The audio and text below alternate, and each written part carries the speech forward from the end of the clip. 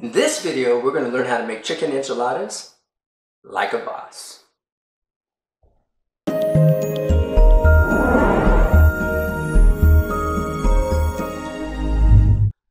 Okay, so to be respectful of your time, what I've already done off camera is baked the chicken thighs at 375 for about 30 minutes, set them aside to cool.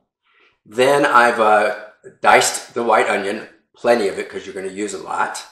Then as the chicken is cooled, I have shredded it into smaller pieces to go inside the enchiladas.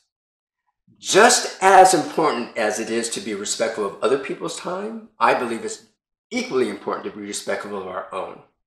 One of my dear friends, Ryan, has relentlessly given me grief about using packaged cheese when I was sharing how to make Alfredo sauce. Now, don't get me wrong, if I'm making Alfredo, fettuccine Alfredo, which only has 4 ingredients, right? Pasta, cheese, unsalted butter, and salt.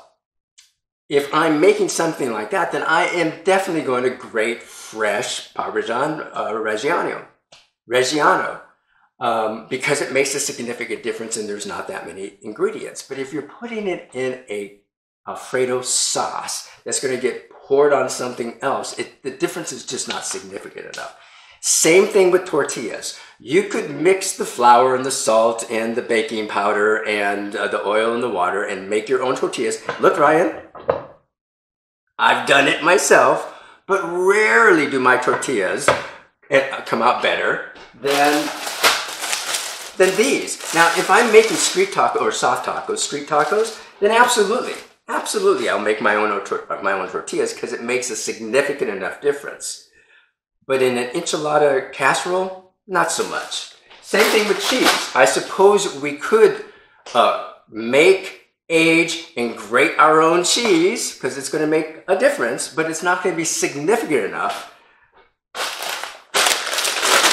to not use this when you're making an enchilada casserole. All right, so enough of my, I'll get off my soapbox.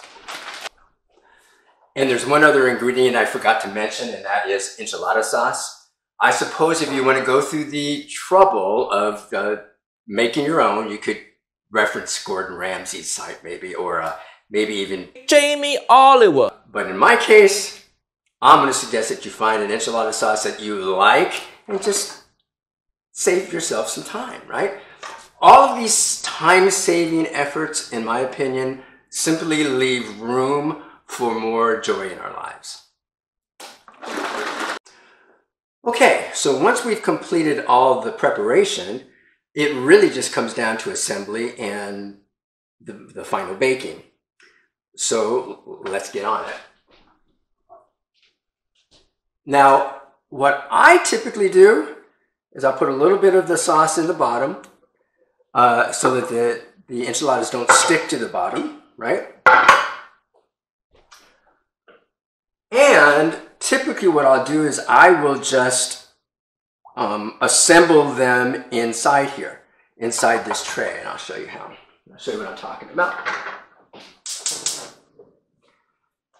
You want to warm the tortilla.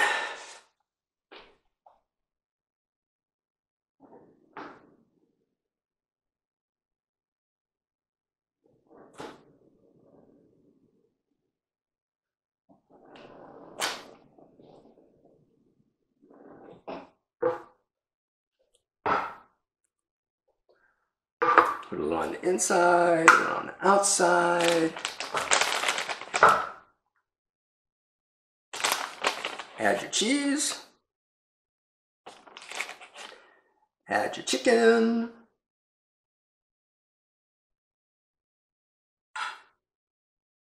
Add your onion. And then you fold it. I pull it back to make it taut. Fold it on top of itself with the fold on the bottom. So you see that? You want to cook it with the fold on the bottom. Don't lift it up because the ingredients inside will fall out like it just did. And simply flip it right there to the end. I'll show you another.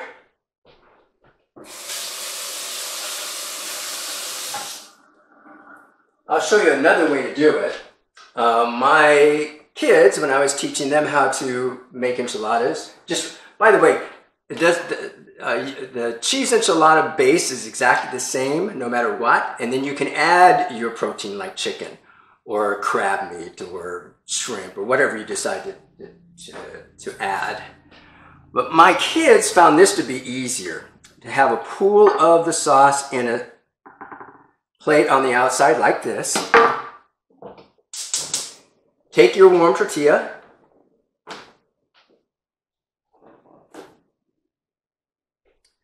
sauce the tortilla on the plate outside, and then stick it in the casserole dish.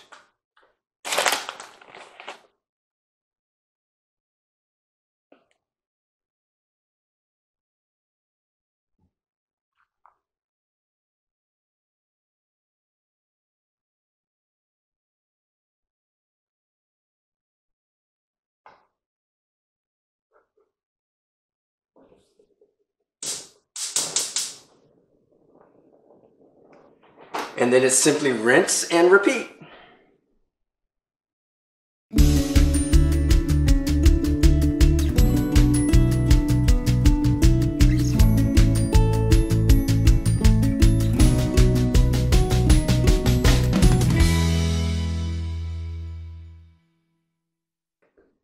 And yes, this is repetitious, but the nice thing about repetition in preparing meals is it gives us an opportunity to ponder how really fortunate we all are to have someone to cook for.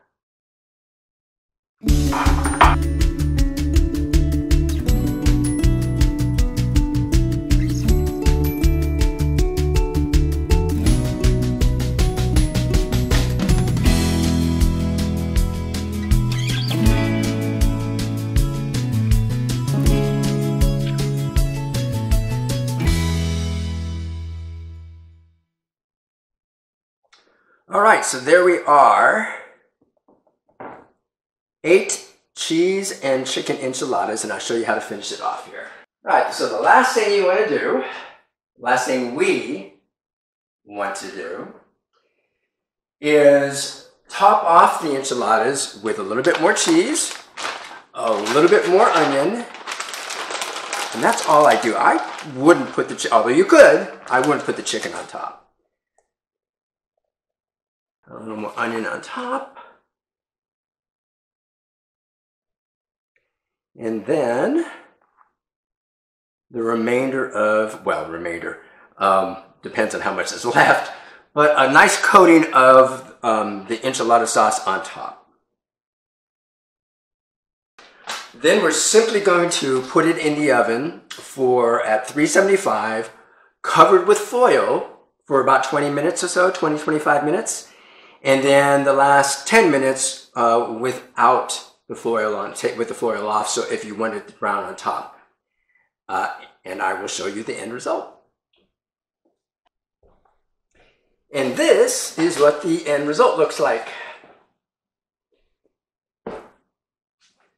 As usual, it's a privilege to be able to share this passion of mine with you. Thanks for letting me do that. If you found some value in this, shoot me a quick like, please. And thanks for watching.